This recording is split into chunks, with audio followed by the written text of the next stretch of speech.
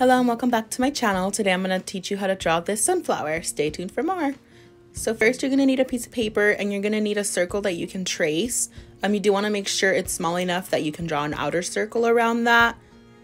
I just used a lid. You can use a little plate, whatever you need to draw that circle. And then I'm going to draw a center, and then I'm going to split that circle in half, and then I'm going to split it in half again, and make sure you draw that line all the way out because we do need the line to be long enough to draw an outer circle. So I'm going in and splitting those in half. So this will technically be sections of 8 once we're done splitting that. And then now I'm going to go in and draw my outer circle. And I am going to do about 1 inch around each section.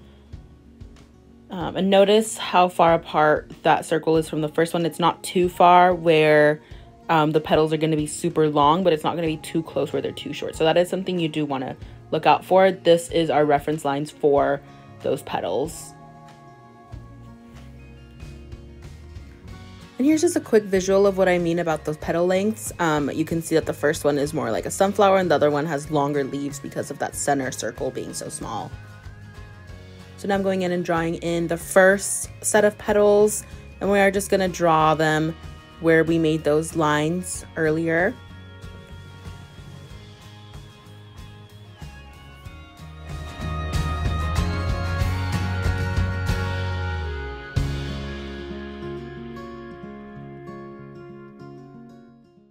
So now you can see that I filled in the missing spots with more petals, and then we're actually going to fill in that part with half petals in the back, which is just kind of like the tips of the petals.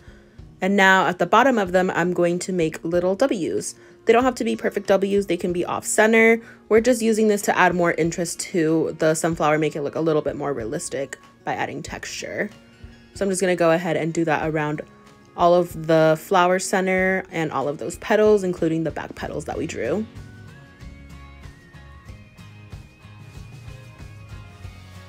I also went in and drew a center circle in the middle of that circle that we already had, and now I'm drawing in the stem and a leaf.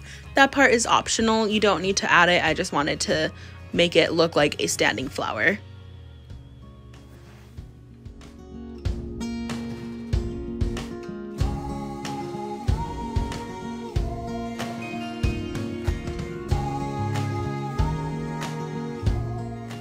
So now that we have our drawing down, I'm going to go ahead and use a kneadable eraser to erase those harsher lead lines. I have a heavy hand, so I tend to draw really darkly, even though I shouldn't be doing that. But kneadable erasers are really helpful with that because it just picks up enough so where it's not going to smudge everywhere, but you can still see what you're drawing.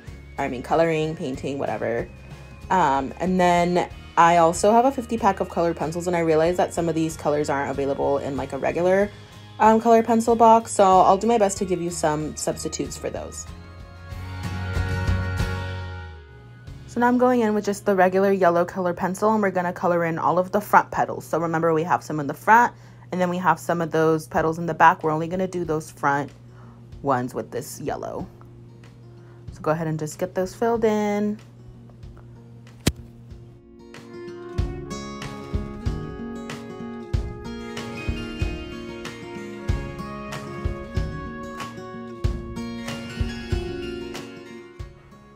So now I'm going in with this golden yellow. If you don't have golden yellow, you can go ahead and use orange. And I'm just using those to color in the back leaves. The reason we're using the darker one for the back leaves is to give that picture some depth.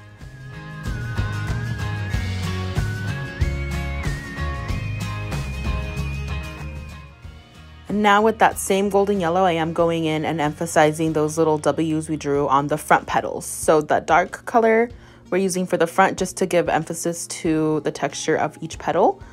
So I am going just up vertically on those petals, kind of giving them more interest, making them a little more realistic. So go ahead and do that around each and every one of your petals. If you don't have a third darker orange, you can skip this step, but I do have one more shade of yellow / orange that I want to use for this, just to, again, give it more richness, make it a little bit darker. If you don't have light orange, that's totally fine. You could leave it as is.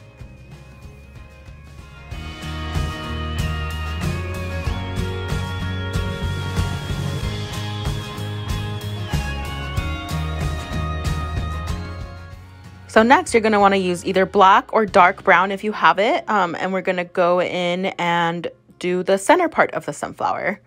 So notice I'm going in again in those W's and just emphasizing those. Again, we are just adding more interest and texture to our drawing. So go ahead and trace around all of those original W's that we had drawn. Just going to go around in that dark color that you have. And then I'm also going in and making little swirlies around. So that's the new texture that we're going to use. So in the center of the circle, there's another center, and we're going in and doing more swirlies. So honestly, here is just a bunch of swirls. We're just going to continue to do those little squiggly lines around the whole flower. This part does take a little bit of time, so it does require patience, and you're just gonna keep doing that until it's as dark as you want it. It took me about 3 layers to get it that dark. So kind of like I went throughout the whole flower once and then again until it was dark enough for me. And you can totally just color it in as is, but this adds a little bit more interest to that as well.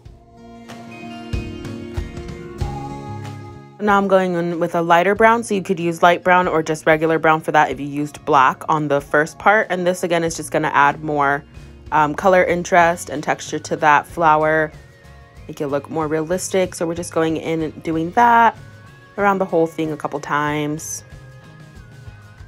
Just coloring it in. Swirly, swirly, swirly, swirly.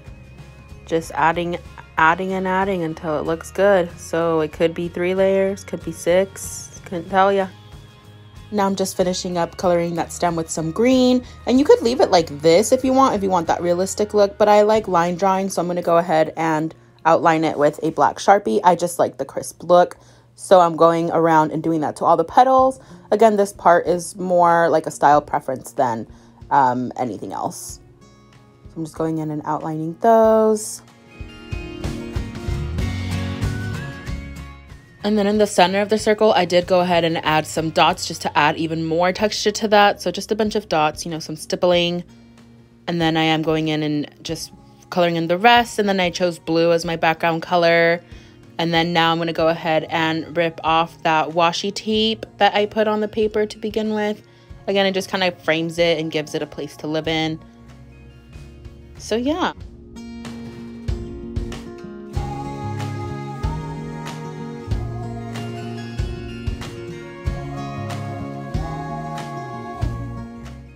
Ta-da!